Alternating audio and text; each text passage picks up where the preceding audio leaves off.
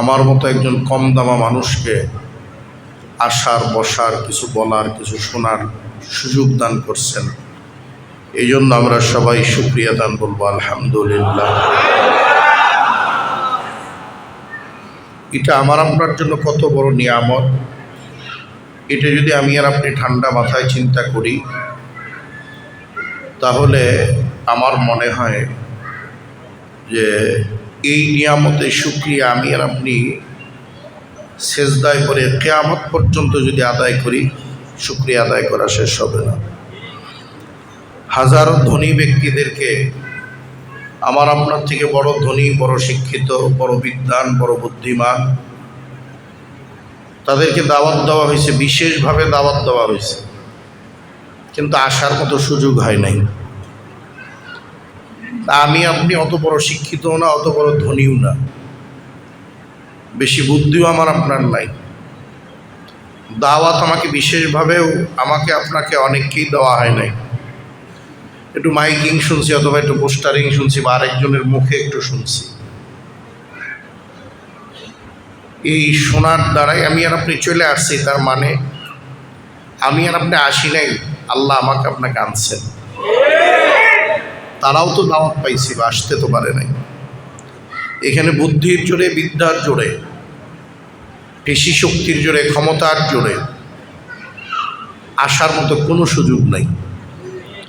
বাকি আমরা আজকে এতটুকু বুঝতে পারি বা বলতে পারি, হাজার হাজার দাওয়াতি মানুষ থেকে আল্লাহ আমাদের যাদেরকে বাছাই করছেন, যাদেরকে আমাদেরকে বেশি পছন্দ করেন, আল্লাহ সকলকেই, কাউকে ভালোবাসেন না ব্যাপারটা এরকম না। ভালোবাসার মধ্যে একটু পার্থক্য আছে না নাই?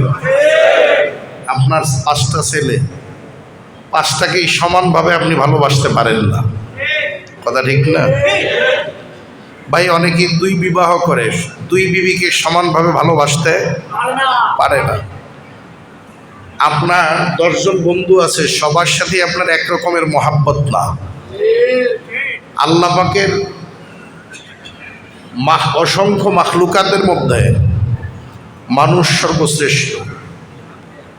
এর মধ্যে আমরা এখানে যারা আসছি, আমার বিশ্বাস, আমার ধারণা, অনেক লোক তো বাহিরেও আছে, চার দোকানে আছে, আড্ডা দিতেছে, রাস্তাঘাটে ঘুরতেছে, বসলে কোনো অসুবিধা নাই, তারপরেও আসতে পারে নাই, বসতে পারে নাই, গল্প গুজবেই মত্ত।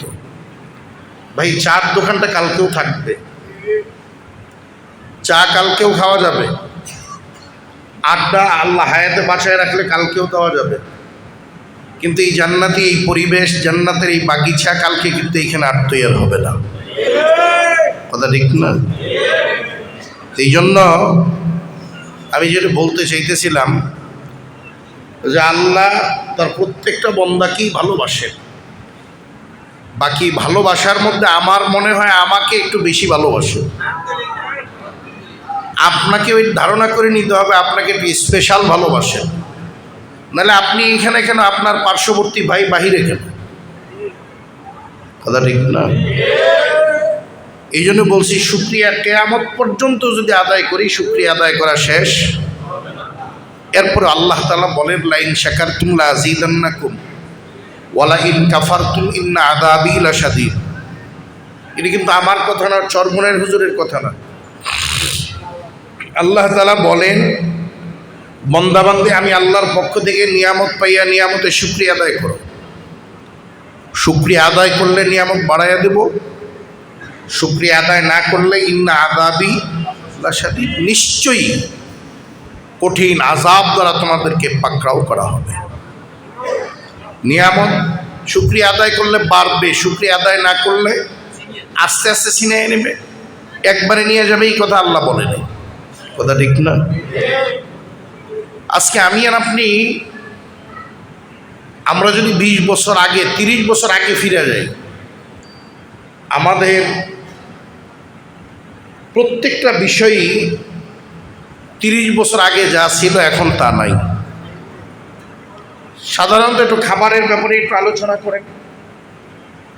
30 বছর আগে যারা গরুর গোশত খাইছেন, আর 30 বছর পরে আজকে যে গরুর গোশত বাজার থেকে না খান, মজা কি একরকম আছে? 30 বছর আগে 2 টাকা কেজি, 4 টাকা কেজি, 5 টাকা কেজি আলু কিনে এনে ভর্তা করে ভাত খাইছেন, এটার যে স্বাদ ছিল, এখন 80 টাকা কেজি আলু স্বাদ আছে? ভাই আলুর তো ধরন বের হয়েছে, জাত বের হয়েছে অনেকগুলো, কিন্তু মজা যদি স্বাদই না থাকে, এটা 80 না 160 টাকা কেজি হলেও লাভ নেই। কথা ঠিক না? আলুর ভিতরে যে মজা, এটাই তো নিয়ামত। গরুর গোশতের ভিতরে যে স্বাদ, এটাই তো নিয়ামত। কথা ঠিক কিনা? শুকরিয়া আদায় না করতে করতে আজকে আমাদের থেকে অনেক নিয়ামত বিদায় নিয়ে চলে গেছে, আমরা টেরও করতে পারতেছি না। দুনিয়া আমাদেরকে এমনভাবে চাইপা ধরছে, এই চিন্তা করার মতো সুযোগ বা সময় আমি পাই না। লম্বা আলোচনার তো কোনো সুযোগ নাই। চরমোনাইর পীর সাহেব হুজুরদের মাহফিল তো দীর্ঘ রাত্র পর্যন্ত হয় না, আজকেও তার ব্যতিক্রম ঘটবে না। আর এইখানে তো আপনারা পীর সাহেব হুজুর বয়ান করবে, সেখানে তো আমাদের কোনো বয়ান নাই। হুজুরের বয়ানের আগে একটু জিকির হবে, জিকিরের মধ্য দিয়ে হুজুর এখানে আসবেন, সংক্ষিপ্ত মোনাজাত করবেন, সংক্ষিপ্ত খুতবা দিবেন, এরপরে আলোচনা শুরু করবেন। আলোচনাও খুব লম্বা না, 1 থেকে 1.25 ঘন্টা সর্বোচ্চ। বলবেন যে হুজুর এত কষ্ট করে আয়োজন, এত আগ্রহ নিয়ে আসলাম, এত অল্প সময় বয়ান। আমি দেখছি পীর সাহেব হুজুরদের অল্প সময়ের বয়ান নেওয়ার মতো পাত্র আমাদের নাই, আমার নাই। বাকি উনি যেই 1 ঘন্টায় যে আলোচনা করেন, আমরা 3 ঘন্টায় সে আলোচনা করতে পারি না। আমাদের বয়ানের ভিতরে ডান বাম অহেতুক কিছু কথাবার্তা বলে আমরা সময় টাইম পাস করি। কথা ঠিক না? আমাদের বয়ানের ভিতরে কিছু অহেতুক কথা হয়, কিছু হাসি মস্করা হয়। ওয়াজের মধ্যে একটু হাসি মস্করা না হলে আপনাদেরও পছন্দ হয় না। ইদানিংকালে কি ওয়াজ করলো, কোনো মজা নাই। ভাই ওয়াজ তো মজা করার জন্য না, ওয়াজ তো তামাশা করার জন্য না, ওয়াজ তো কান্নাকাটি করার জন্য, ওয়াজ তো আত্মসংশোধনের জন্য, আমল আখলাকের পরিবর্তনের জন্য। কথা ঠিক না? আলহামদুলিল্লাহ, চরমোনাইয়ের আল্লাহর কুতুবদের বয়ানে মানুষের এত তাড়াতাড়ি, এত অল্প সময়ে আমূল পরিবর্তন আসে, যেটা অন্য কোনো বক্তাদের বয়ানে, অন্য কোনো আলোচকদের আলোচনায় আমি এটা লক্ষ্য করতে পারিনি আজ পর্যন্ত। আপনারা পারছেন কিনা জানি না। 2-1টা এক্সাম্পল যদি আপনাদের সামনে পেশ করি, তা আপনাদের ব্রেন পরিষ্কার হয়ে যাবে। আজকে চরমোনাইয়ের পীর সাহেব হুজুর একটা নাম। চরমোনাইয়ের পীর সাহেব হুজুরের এক পীর সাহেবের বয়ানে গোটা বাংলাদেশে 1000, 2000, 1 লাখ, 2 লাখ না, লাখ লাখ বেনামাজি নামাজি হয়ে গেছে। ওনার জায়গায় যে সমস্ত ওলামা ইকরাম আমরা বয়ান করি, আমাদের প্রত্যেকের বয়ান যদি এরকম দরদ মাখা হইতো,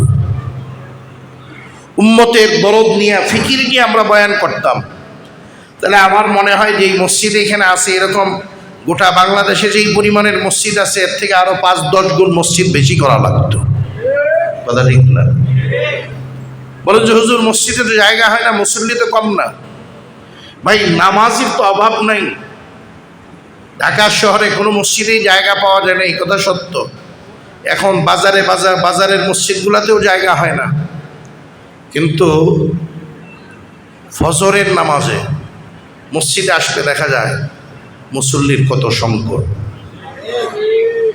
যে মিথ্যা কথা বললাম মনে হয়? আমি আপনাদের সামনে ছোট্ট একটা আয়াতই তেলাওয়াত করছি, এই আয়াতের উপরই আলোচনা করব। আর একটু কথা আপনাদেরকে না বললেই নয়। আপনারা সবাই বারবার শুনতেছেন বাংলাদেশ মুজাহিদ কমিটি বাড্ডা থানা, বাংলাদেশ মুজাহিদ কমিটি বাড্ডা থানা। বাংলাদেশ মুজাহিদ কমিটিটা কি, এটা অনেকেই আমরা বুঝি না।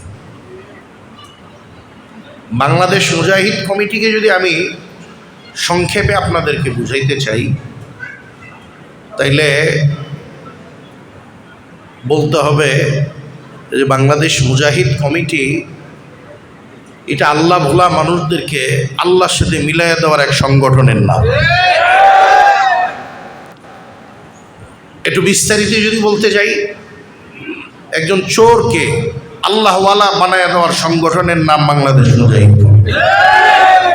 একটা ডাকাত, একটা নেশাখোর মাদকাসক্তকে দরবেশ বানায় দেওয়ার সংগঠনের নাম বাংলাদেশ মুজাহিদ কমিটি। বাংলাদেশ মুজাহিদ কমিটি কার্যক্রম দিন ভোলা মানুষদের পিছনে মেহনত করা, তাদের ভিতরে দিন ঢুকাইয়া দেওয়া, আল্লাহকে ভুলে অনেক দূরে আছে এই মানুষটাকে আল্লাহর কাছাকাছি এনে দেওয়া। বাংলাদেশ মুজাহিদ কমিটি যার খেদমতের কথা যদি বয়ান করতে যাই, আলোচনা করতে যাই, 2-1 ঘন্টায় আলোচনা করা শেষ হবে না। আপনাদের এই উপস্থিত এইখানে যারা আছেন, অনেক মানুষ এইখানেই আছেন বাংলাদেশ মুজাহিদ কমিটির খেদমতে। আজকে তাদের দাড়ি, টুপি, জুব্বা, পাগড়ি, জিকির, ফিকির, তাহাজ্জুদ, ইশরাক, আওয়াবিন, এগুলো বাংলাদেশ মুজাহিদ কমিটির উসিলাই হয়েছে। কথা ঠিক না? এটা খারাপ মানুষকে ভালো বানায় দেওয়া, ভালো বানানোর জন্য যে সংগঠনটা মেহনত করে, পরিশ্রম করে, এই সংগঠনের সাথে সকলকেই সম্পৃক্ত হওয়া জরুরি আমি মনে করি। আরেকটা জিনিস আমি লক্ষ্য করছি, আমি খুব হিসাব করে দেখছি, বর্তমান এই হাল সময়ে অনেক বাবা মা দুনিয়া থেকে বিদায় নিলে সন্তানেরা তাদের জন্য হাত উঠে দোয়া করার কথা ভুলে যায়। সম্পদ নিয়ে, বাবা কি রেখে গেছে এইগুলো নিয়ে কাড়াকাড়ি বেজে যায়, যুদ্ধ বেজে যায়। কথা ঠিক না? অনেক সন্তান তো মা বাবাকে বৃদ্ধাশ্রমেই রেখে আসে, কবে মারা যায়, কখন মারা যায় খবরই লয় না। কথা ঠিক না? কিন্তু বাংলাদেশ মুজাহিদ কমিটির সাথে আমরা যারা আছি, আমি নিজেকে সবসময় গর্বিত মনে করি এই জন্য যে আমি মারা গেলে আমার সন্তান যদি আমার জন্য হাত না উঠায়, আমার মুজাহিদ ভাইরা আমার জন্য হাত উঠাইতে ভুলতে পারে। কথা ঠিক না? একজন মুজাহিদ মারা গেলে তার জন্য তার নিজস্ব হালকায় দোয়া হয়, হয় কি হয় না? একজন মুজাহিদ যদি মারা যায়, শুধু একটা হালকায় দোয়া হয় তা না, আশেপাশের সকল হালকায় দোয়া হয়। এমনকি যেই আজকে বাড্ডা থানার কেউ মারা গেলে বাড্ডা থানা মুজাহিদ কমিটির নিজস্ব যে হালকা মাসিক ইস্তেমা আছে সেখানেও দোয়া হয়। শুধু কি এই পর্যন্তই শেষ? বাড্ডা থানা ঢাকা উত্তর মহানগরের সাথে সম্পৃক্ত। ঢাকা উত্তর মহানগরের যে জেলার মাসিক ইস্তেমাগুলো হয় এখানেও তার জন্য দোয়া হয়, এখানেই দোয়া বন্ধ হয় না। বিভাগীয় কমিটিতে যে যখন আমরা বসি বা ত্রৈমাসিক ইস্তেমা হয় সেখানে আমরা তার জন্য দোয়া করি। আবার সর্বশেষ চরমোনাইর যে মাহফিল হয়, এই মাহফিলে যারা গেছেন দেখবেন চরমোনাই কওমি মাদ্রাসার শাহী গেটের পাশে একটা নোটিশ বোর্ড ঝুলানো থাকে, কাগজ, সাদা কাগজ লাগানো থাকে, এখানে একের পর এক নাম লিখতেছে। অর্থাৎ অগ্রহায়ণ থেকে ফাল্গুন, ফাল্গুন থেকে অগ্রহায়ণ পর্যন্ত কে কোথায় মারা গেছে তার নামের তালিকাটা ওইখানে উঠিয়ে দেওয়া হয়। আখেরি মোনাজাতে পীর সাহেব হুজুর তার জন্য লক্ষ লক্ষ হাত একাত্রিত ওঠে তার জন্য দোয়ার জন্য। আমি এই জন্য বেশি টেনশন একটু কম করি, মরে গেলেও আমার ভাইয়েরা আমার জন্য দোয়া করবে, হালকায় দোয়া হবে, মাসিক ইস্তেমায় দোয়া হবে, আমার শাইখ মুর্শিদ আমার জন্য দোয়া করবে চরমোনায় লক্ষ লক্ষ মুজাহিদদেরকে নিয়ে। লক্ষ মানুষের মধ্যে কি হাজারো আল্লাহর ওলি আছে না? হ্যাঁ বলেন, আছে না নাই? এতগুলো হাত যখন আমার জন্য দোয়া করবে, হাত উঠবে, আমার তো বিশ্বাস আল্লাহ মাফ না করে পারবে না। আল্লাহ তো দয়ার সাগর, আল্লাহ তো মাফ করার জন্যই বসে রয়েছে বান্দাকে। কিন্তু আমরা তো মাফ চাই না, আমাদের কপাল পোড়া, আমরা হতভাগা। কথা রেখে আল্লাহ আমাদেরকে যারা আছি ইখলাসের সাথে, খুলুসিয়াতের সাথে আমরা দায়িত্ব পালন করার চেষ্টা করি। সাথে সাথে আমরা যারা মুজাহিদ ভাইয়েরা আছি তাদেরকে বলতেছে আমাদের জিকিরের পরিমাণটা কিন্তু দিন দিন কমে যাইতেছে। জিকিরটা আরেকটু বাড়ানোর দরকার আছে না নাই? আমাদের পরিচয় তো দেওয়া লাগে না, আমাদের জিকিরের মধ্য দিয়েই তো গোটা বাংলাদেশে চিনে যে জিকির দেখলেই বুঝে এটা চরমনের মুরিদ। আমাদের এই জায়গাটায় আমার মনে হয় ফিরে আসার দরকার। কি মুজাহিদ ভাইরা কি আমার সাথে একমত? কি একমত? জিকির যত বেশি হবে, অনেকে জিকিরের বিরোধিতা করে, জিকির দেখতে পারে না, এরকম আছে না? ভাই জিকির যত বেশি করবেন তত বেশি আল্লাহর কাছাকাছি অবস্থান করবেন। জিকির বন্দাকে আল্লাহর সাথে দূরত্ব কমায় দেয়। বন্দার সাথে আল্লাহর দূরত্ব জিকিরের মধ্য দিয়ে কমে যায়। আল্লাহ কইছে জিকরান কাসীরা, বেশি বেশি পরিমাণের জিকির করো। অনেকেই কয় হুজুর নামাজও তো জিকির, রোজাও তো জিকির, হজও তো জিকির। ভাই নামাজ তো জিকির, এতে কোনো সন্দেহ নাই। কিন্তু ফজরের নামাজের পরে যখন সূর্য উঠে তখন তো নামাজ পড়া হারাম। তখন কি হালাল না হারাম? তখন কি সুবহানাল্লাহ বলা হারাম? আলহামদুলিল্লাহ বলা হারাম? আল্লাহু আকবার বলা কি হারাম?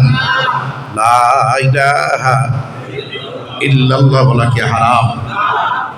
আবার অনেকে কয় জিকিরগুলো তো সর্বনার জিকির, এরকম বললে বলা আছে না নাই? আচ্ছা বলেন তো, সুবহানাল্লাহর মধ্যে কোনো জায়গায় সর্বনাই আছে? আলহামদুলিল্লাহর কোনো জায়গায় সর্বনাই আছে? আল্লাহু আকবারের কোনো জায়গায় কি সর্বনাই আছে? লা ইলাহা ইল্লাল্লাহর কোনো জায়গায় চরমনাই আছে? ইল্লাল্লাহর কোনো জায়গায় চরমনাই আছে? আল্লাহ আল্লাহ এর কোনো জায়গায় চরমনাই আছে? ঘটনা কি? ঘটনা কি? যেই মানুষগুলা গান বাজনা করত, এই মানুষগুলা চরমনায়ের হুজুরের কাছে যাওয়ার পরে চরমনায়ের হুজুর তাদেরকে আল্লাহর নামের জিকির ধরাইয়া দিছে। এই জিকির ধরাইয়া দিছে, এখন আর জিকির, আগে গান বাজনা ছাড়ে না, এখন আর জিকির ছাড়ে না।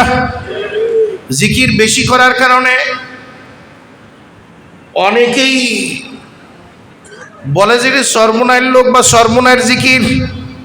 আসলে সর্বনায়ের কোনো জিকির আছে? কথা ভাই আছে, আছে। জিকির কার? জোরে এখন কার? কার?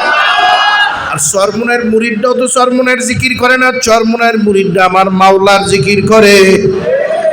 চরমনায়ের পীর তার নিজের জিকির শিখায় না, মাওলার জিকির শিখায়। যার কারণে হাজারো বিরোধিতার পরে চরমনাই মানুষ কম যায় না, দলে দলে যায়। যদি নিজের জিকির শিখাইতো তাহলে এত দলে দলে যাইতো না, পঙ্গপালের মতো যাইতো না। বৃষ্টি কাদা বন্যা তুফান তারপরেও মাঠে থেকে মানুষ ওঠে না। নিজের দিকে ডাকলে কিন্তু এটা হইতো। ডাকে কার দিকে? অনেকেই কয় যে হুজুর সবই তো ঠিক আছে, হুজুর রাজনীতিটা সমস্যা না, রাজনীতিটি তো খেয়ে দিছে। ভাই ইসলামের বাইরে যদি রাজনীতি হয় তাহলে হুজুর করতেন না? কথা কয় না। যতটুকু আসছে ইসলামের ভিতরে থেকেই তো করেন, কথা কয় না। সময় একেবারেই অল্প। বলবেন যে হুজুর চরমনায়ের হুজুরদের আর কি কাজ? এক কথায় যদি জবাব দেই, নবী আলাইহিস সালাতু ওয়াস সালামের যেই কাজ ছিল, আম্বিয়া ইকরামের যেই কাজ ছিল, চরমনায়ের হুজুরের একই কাজ। চরমনায়ের হুজুরের মুজাহিদদেরও একই কাজ, কথা দেখি না। আম্বিয়া ইকরামের মূল কাজ ছিল চারটা। কয়টা? কথা কয় না। এই মূল কাজ কয়টা ছিল? এক নম্বরে দাওয়াত। এক নম্বরে কি? অনেকেই পরিষ্কার বলে চরমনাই দাওয়াত নাই। আচ্ছা চরমনাই যদি দাওয়াত নাই থাকে, আজকে এই মজলিসে এমন কেউ কি নাই যে চরমনাই যাওয়ার আগে টুপি মাথায় ছিল না, যাওয়ার পরে টুপি মাথায় দিছেন, এরকম কেউ নাই? কারা আছেন একটু আজ দেখেন। আচ্ছা হাতটা এই কয়েক সেকেন্ড জায়গায় রাখেন, যারা আলোচনা করেন সমালোচনা করেন একটু হাতগুলো তাকে দেখেন না। যদি দাওয়াতই না থাকতো তাহলে এই লোকগুলা টুপি দাওয়াত ছাড়া রাখছে, কথা কয় না। চরমনায়ের হুজুরের দাওয়াতেই তো এই মানুষগুলো টুপি মাথায় দেয়, লম্বা জামা গায়ে দেয়। দাড়ি রাখছে, জিকির করে, নামাজ পড়ে, কথা ঠিক না? আলহামদুলিল্লাহ। তার কি দাওয়াত আছে না নাই? ভাই দাওয়াত দেওয়ার পদ্ধতি আপনার একটা হইতে পারে, আমার আরেকটা হইতে পারে। কি বলেন? ঢাকা আসার রাস্তা তো একটা না, কথা কয় না। ঢাকায় এইখানে আসার রাস্তা কি এই একটাই? আর রাস্তা আছে না? দাওয়াত দেওয়ার পদ্ধতি আপনার একটা হইতে পারে, আমার। আপনি যে আল্লাহ আল্লাহর নবীর পথে দাওয়াত দেন, আমিও তো সেই আল্লাহ আল্লাহর নবীর পথেই দাওয়াত দিই, কথা ঠিক না? চরমুনার হুজুরের দাওয়াতে মানুষ মসজিদমুখী হয় না, সিনেমা হলমুখী হয়। আপনি যারা বলতেছে যে দাওয়াত দেয় না, আপনি যে দাওয়াত দেন আপনার দাওয়াতের উদ্দেশ্য তো মানুষকে মসজিদমুখী করা। চরমুনার হুজুরের দাওয়াতেও তো মানুষ মসজিদমুখী হচ্ছে। 2 নম্বরে তালিম, সময় সংক্ষেপ। 2 নম্বরে কি? তালিম। তালিম নাই। এই বাড্ডা থানায় কি হালকা জিকির হয়? তালিম হয় না? মাসিক ইস্তেমা হয়? সব গুজারি হয়? সূরা ফাতিহা শিখায় না? সূরা ফিল শিখায় না? ওযুর ফরজ শিখায় না? গোসলের ফরজ জোরে কও। কি মুসলমানের জন্য কি গোসলের ফরজ জানা কি জরুরি না? ওযুর ফরজ জানা কি জরুরি না? আলহামদুলিল্লাহ আমরা শিখাচ্ছি, শিখাইতেছি কর্মজীবী মানুষদের জন্য সাপ্তাহিক তালিম ও হালকা জিকির। এইগুলো নিয়ে যদি গবেষণা করেন, চিন্তা করেন, তাহলে বুঝতে হবে সৈয়দ ইসহাক সাহেব রহমতুল্লাহ আলাইহি, কুতুবে আলম সৈয়দ ফজলুল করিম রহমতুল্লাহ আলাইহি ওনারা জামানার মুজাদ্দিদ ছিলেন। এরপরে বাংলাদেশ কোরআন শিক্ষা বোর্ডের মাধ্যমে কর্মজীবী মানুষ না যারা শিশু, কিশোর, যুবক, তাদের শিক্ষাদানের ব্যবস্থা করার দরকার আছে না নাই? আগে তো মসজিদে মসজিদে, গ্রামে গ্রামে, মহল্লায় মহল্লায় ফুরকানিয়া মাদ্রাসা ছিল। এখন তো বিজাতিদের চক্রান্তের কবলে পুরা গোটা মুসলিম জাতি ধ্বংসের দ্বার প্রান্তে চলে গেছে। অর্থাৎ ভোরবেলায় কোচিং, ভোরবেলায় কেজি, কিন্টার গার্ডেন, কথা কয় না? যে সময় বাচ্চারা আলিফ বা তা সা শিখবে, কালেমা শিখবে, এই সময়টাতে KG, kinder garden, play nursery class দিয়ে রাখছে, কোচিংওয়ালারা ক্লাস দিয়ে রাখছে। অর্থাৎ মুসলমান যাতে কালেমা শিখতে না পারে। আজকে ওই মসজিদে অনেক মুসলমান আছেন, অনেক বড় ডিগ্রিদারি থাকতে পারেন, কালেমা চারটা জিজ্ঞেস করলে কাপড় নষ্ট হয়ে যেতে পারে। ভাই আপনি অনেক বড় শিক্ষিত, আপনার দ্বীন, আপনার ইসলামের চারটা কালেমা এটা আপনি বলতে পারেন না, আপনি কি শিক্ষিত হয়েছেন? পড়ালেখা করছেন কি? আপনার গোটা জিন্দগি 16 আনাই তো মিথ্যা। মুসলমান যদি কালেমা কইতে না পারে, মুসলমান যদি আত্তাহিয়াতু কইতে না পারে, মুসলমান যদি দোয়ায় কুনুত পড়তে না পারে, 16 আনাই কি? ওযুর ফরজ যদি কইতে না পারে, গোসলের ফরজ যদি জানা না থাকে, এটার কি মুসলমান বলে? এই জন্যই তো এখন মুসলমান কাফের, মুশরিক, বেঈমানের সাথে পার্থক্য করা বড় কঠিন হয়ে গেছে, খুব কঠিন। বাংলাদেশ কোরআন শিক্ষা বোর্ড আপনাদের দোয়ায়, আপনাদের সাহায্য আর সহযোগিতায়, পীর সাহেব হুজুর রহমতুল্লাহ আলাইহির হিম্মত এবং ফুলুসিয়াতের বরকতে বর্তমান পীর সাহেব হুজুররা ঘনিষ্ঠ নেতৃত্ব দিয়েছে। আল্লাহ পাকের খাস মেহেরবানি তাদের উপরে আছে। আমাদের কোরআন শিক্ষা বোর্ডের বর্তমান সময়ে বাংলাদেশে মাদ্রাসার সংখ্যা 10,000-এর উপরে। আপনাদের ঢাকা শহরে আসে না মাদ্রাসা? আশেপাশে বড় বড় মাদ্রাসা নাই? নাই নাই ভাই, সমালোচনা করা সহজ, বেনমজিরে মসজিদে এনে দাঁড় করানি কঠিন, দাড়ি চাষনেওয়ালারা দাড়ি রাখানো কঠিন। আপনি সমালোচনা করতেছেন, আপনার ভিতরে দোষ নাই, কথা কয় না। আসলে হিংসার রোগে পাইছে, হিংসায় সহ্য হয় না, কথা ঠিক না? আমরা কোরআন শিক্ষা বোর্ডের এই বিশাল মাদ্রাসার বহর পরিচালনা করতে, চালাইতে যাইয়া অনেকগুলা সকালের মক্তবের বেতন আপনাদের দানের টাকায় দেওয়া হয়। শিক্ষক রেখে দেওয়া হয়েছে সকালবেলার মক্তবে, সকালে 2 ঘন্টা যাইয়া পড়ায়। একজন শিক্ষক 2 ঘন্টা পড়াইলে তার তো কিছু ওজিফা দেওয়া লাগে। এই ব্যবস্থা পীর সাহেব হুজুর করছেন। এই ঢাকা শহরে শতে শতে মসজিদে 20 দিনের কোরআন শিক্ষা কোর্স চালু রাখছে বাংলাদেশ কোরআন শিক্ষা বোর্ড। চরমনের পীর সাহেব হুজুর ফ্রি তারা পড়ায়।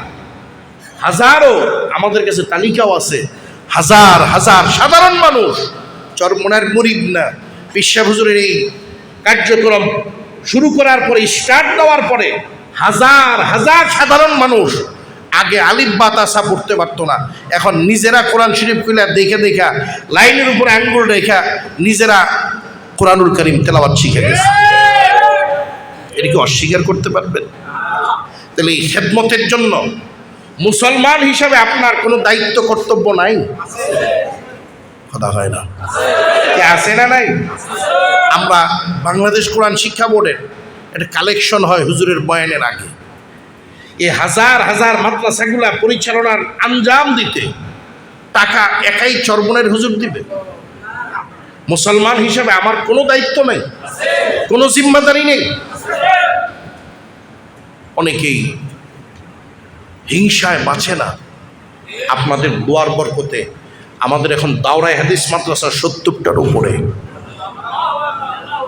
পীর সাহেব হুজুরের কর্মসূচি প্রত্যেক জেলায় টার্গেট, প্রত্যেক জেলায় জেলায় একটা দাওরায়ে হাদিস মাদ্রাসা করা, প্রত্যেক থানায় থানায় একটা মিশকাত পর্যন্ত মাদ্রাসা করা। আলহামদুলিল্লাহ কার্যক্রম শুরু হয়েছে। আপনাদের যদি দোয়া, আন্তরিকতা, ভালোবাসা থাকে, আশা তো করি আল্লাহ তাআলা কবুল করলে পীর সাহেব হুজুর যে কর্মসূচি দিয়েছেন এই দেশের মুসলমানদেরকে কোরআন শিখানোর জন্য, যে যত ষড়যন্ত্রই করুক দিন থেকে, ইসলাম থেকে যাতে বিচ্যুত করতে না পারে, আলহামদুলিল্লাহ এই কর্মসূচি সাকসেস হবে ইনশাআল্লাহ। আম্বিয়া ইকরামের ৩ নম্বর মূল কাজ হলো তাজকিয়া নফস, আত্মশুদ্ধি। আত্মশুদ্ধির মেহনত চরমোনাইতে নাই? চরমোনাইয়ের পীরের মাধ্যমে আত্মশুদ্ধির মেহনত গোটা দুনিয়াতে বর্তমান হাল সময়ে যেই পরিমাণের হয়, অন্য অনেক হক্কানি পীর বুজুর্গ আছে, অস্বীকার করি না, কিন্তু চরমোনাইয়ের হুজুরের উসিলায় ব্যাপকভাবে যে আত্মশুদ্ধির মেহনত হয়, এত ব্যাপকভাবে অন্য কোনো পীর বুজুর্গের আজ এই বর্তমান সময়ে করতে পারে নাই।